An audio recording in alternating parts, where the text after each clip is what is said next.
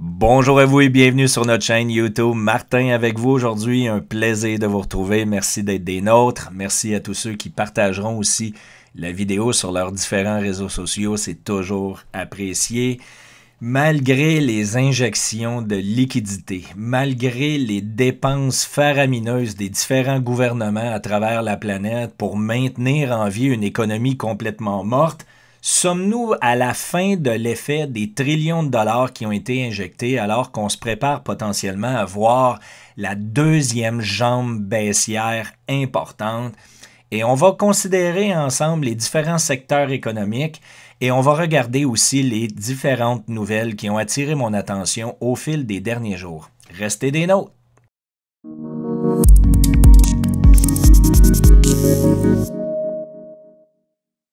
Pour bien saisir l'ampleur de la manipulation et de l'injection de liquidités qui a eu lieu au fil des dernières semaines, et ce par la majorité des banques centrales, eh bien nous allons prendre le point de référence numéro 1 qui est la Banque centrale américaine. Vous constatez à l'écran qu'aller jusqu'en 2009, eh bien, le bilan se situait à environ 1 trillion de dollars et de 2009 à aller à 2019, le bilan s'est gonflé à 4,2 trillions de dollars.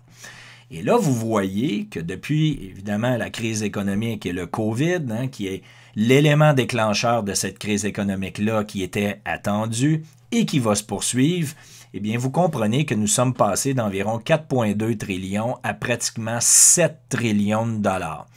Cette liquidité-là est transférée directement au niveau des banques dans le but de maintenir le marché boursier en vie. Et tout ça se produit aussi alors que les différents gouvernements mondiaux s'entendent aussi pour s'endetter davantage, alors que cette semaine, du côté américain, il a été voté au Congrès à s'endetter jusqu'à raison de 2,3 trillions de dollars additionnels, ce qui est absolument stratosphérique. Nous sommes rendus déjà à un bilan d'environ 250 milliards depuis le début de la crise qui ont été faits du côté du gouvernement canadien aussi. Malheureusement, je n'ai pas les chiffres du côté de l'Europe. On comprend très bien que l'Europe est dans une situation différente alors qu'il s'agit de plusieurs pays qui sont contrôlés par la Commission européenne aussi, ce qui crée énormément de conflits. Vous l'avez vu dans les différents médias, les Allemands ne veulent pas payer la facture pour les autres pays irresponsables aussi. Donc, vous voyez vraiment clairement que c'est une situation insoutenable et tout ça aussi se reflète sur la valeur du dollar américain versus l'euro. C'est ce qu'on va voir dans quelques instants. Donc, pour revenir sur notre graphique principal, vous comprenez que les mouvements haussiers sont stimulés par l'injection de liquidités par les banques centrales. Nous l'avons bien compris. Maintenant, d'un autre côté, il faut comprendre aussi, est-ce que les investisseurs, les différents acteurs dans les marchés boursiers croient à la reprise au niveau économique ou tendent actuellement à vouloir se positionner du côté des valeurs refuges ou bien même tout simplement se retirer des marchés boursiers? Et lorsqu'on cumule un maximum d'informations, c'est à partir de là qu'on peut avoir une image plus claire du futur mouvement à venir. Donc, pour débuter, notre premier point référence sont les obligations sur une période de 10 ans du gouvernement américain. Si les différents investisseurs mondiaux croyaient vraiment à une relance au niveau économique, il serait tout à fait légitime de voir les taux augmenter alors que les investisseurs retiraient leur position des obligations, qui sont considérées comme étant des valeurs refuges, et retourneraient investir dans les sociétés américaines. Alors, vous voyez clairement ici que ça s'est produit sur une très courte période, au début du mois de mars. S'en est suivi d'une correction baissière et nous sommes toujours là, dans les eaux des derniers planchers. Donc, ce que l'on peut comprendre actuellement ici, c'est que les investisseurs ne croient pas à la relance économique actuelle telle que mentionnée dans plusieurs médias et ainsi de suite. Comprenez bien que dans le courant des dernières semaines, nous avons eu les résultats financiers des entreprises sur le premier trimestre. On a vu déjà que c'était catastrophique, avec plusieurs pertes d'emplois. J'aimerais aussi ajouter le fait que Warren Buffett a retiré complètement ses positions des compagnies aériennes et en plus, vendredi, après la fermeture du marché, eh bien, nous avons appris que Warren Buffett s'est aussi retiré de Goldman Sachs, donc de ses actions bancaires chez Goldman Sachs, et même chose du côté de la JP Morgan.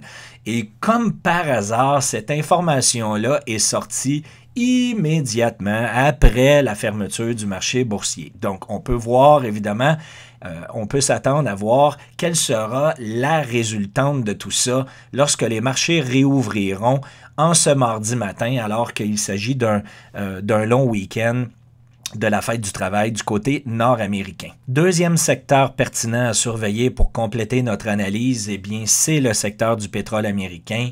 Après avoir été pour la première fois de son histoire en territoire négatif au mois d'avril à moins 40 $ le baril de pétrole, bravo les produits dérivés sur les marchés boursiers, eh bien, les investisseurs ont eu beaucoup d'enthousiasme et de confiance à court terme et on est retourné à 29 $ le baril en fermeture, ce qui est quand même relativement faible.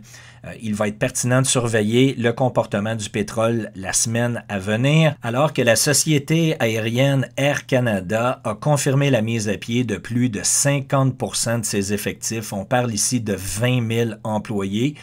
Et de l'autre côté, il y a aussi une rumeur qui circule ce week-end, alors qu'Emirates s'apprêterait à mettre à pied 30% de ses effectifs et de remiser aussi plusieurs avions Airbus 380 long courrier, grand porteur, comme vous le savez.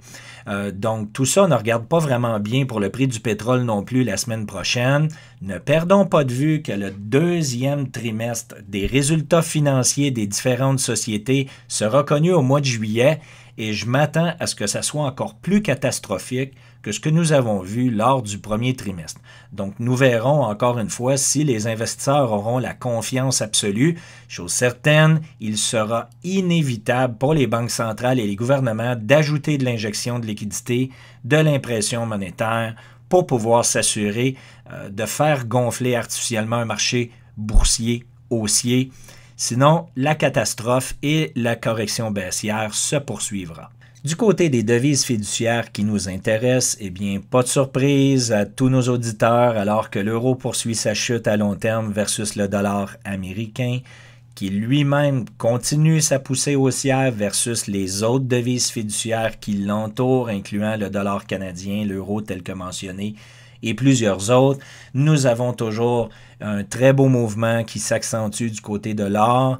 L'argent qui a un peu de retard, mais qui a eu un très beau mouvement haussier à la fin de la semaine. Et plus de 1 $ l'once en dollars américains vendredi dernier. Donc, ça va être pertinent encore une fois de surveiller le comportement des valeurs refuges telles que l'or et l'argent. Avant de compléter la vidéo d'aujourd'hui en vous présentant les nouvelles pertinentes qui ont attiré mon attention au fil des derniers jours, j'aimerais revenir sur le comportement de Bitcoin face au dollar américain et aussi face aux différents marchés boursiers. Pourquoi? Parce que Bitcoin a fortement déçu plusieurs personnes, moi inclus, alors qu'on s'attendait à avoir une valeur refuge et lorsque la crise s'est présentée au fil des dernières semaines, bien on a vu une correction sévère due aux appels de marge. D'ailleurs, tout ça a fait partie de la dernière vidéo que j'avais mis en ligne à l'époque.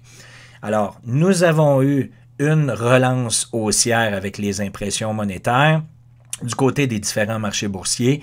Et c'est exactement la même chose qui s'est produite du côté de Bitcoin. Maintenant, il est important où nous nous situons actuellement dans le temps de déterminer que si nous allons voir au fil des prochaines semaines la correction attendue du côté des marchés boursiers, alors que Bitcoin tend à vouloir poursuivre son marché haussier, eh bien, ça serait la fin de la relation entre les marchés boursiers et le prix de Bitcoin. Et à partir de là, on pourrait fortement considérer Bitcoin comme étant une nouvelle valeur refuge alors que l'intérêt se poursuit.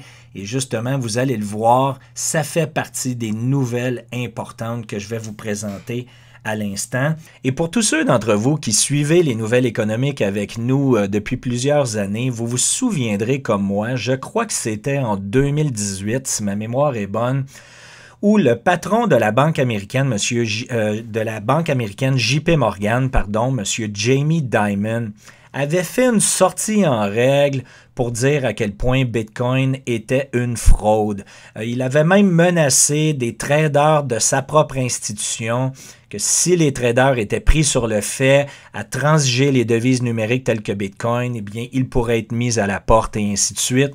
On se souviendra aussi que dans les jours suivant la correction baissière importante que tout cela avait fait du côté de Bitcoin, eh bien, une des entités européennes de la banque JP Morgan avait acheté pour 300 millions d'euros de Bitcoin après la correction du prix.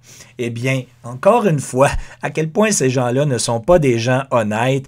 Eh bien, cette semaine, nous avons appris que JP Morgan ouvre maintenant des comptes bancaires pour des institutions américaines qui sont fortement impliquées dans les devises numériques. On parle ici de deux échanges importants, Coinbase et Gemini, deux échanges très connus aussi pour tous les gens qui spéculent, transigent ou possèdent des devises numériques telles que Bitcoin.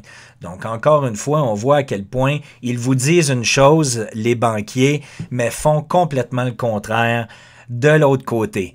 Autre nouvelle importante, et ici on parle de la société Visa. Visa qui a récemment déposé un brevet pour développer une structure technologique qui permettra aux différentes banques centrales de numériser leurs devises fiduciaires sur technologie blockchain.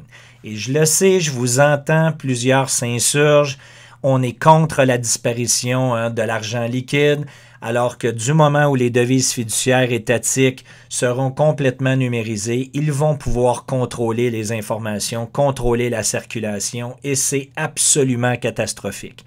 Par contre, soyez conscients aussi que cette même technologie-là permettra la souveraineté, la liberté complète. Il s'agit de faire les bons choix. Et c'est exactement de cette façon-là que nous, chez Emeute, dans notre service proactif, nous sommes positionnés alors qu'il y a de plus en plus d'intérêt vers ce que nous appelons les technologies financières complètement décentralisées. Et c'est exactement notre champ d'expertise actuellement. C'est de cette façon-là qu'on se dirige, de manière à pouvoir contrôler notre propre souveraineté financière en dehors de leur plan machiavélique à eux. J'espère que vous avez bien entendu ce que je viens de vous proposer. Cela dit, ne manquez pas notre entrevue exclusive avec M. Éric Froment, spécialisé en développement d'entreprise, qui aura lieu cette semaine sur notre chaîne YouTube. Et par le fait même aussi, restez aux aguets des différents comportements des marchés boursiers alors que j'en discuterai avec vous la semaine prochaine. Je vous souhaite une belle semaine, profitez-en bien, demeurez en contact avec nous. Si vous avez des questions, n'hésitez pas, nous sommes toujours là pour vous. Au plaisir, je vous embrasse et à la prochaine.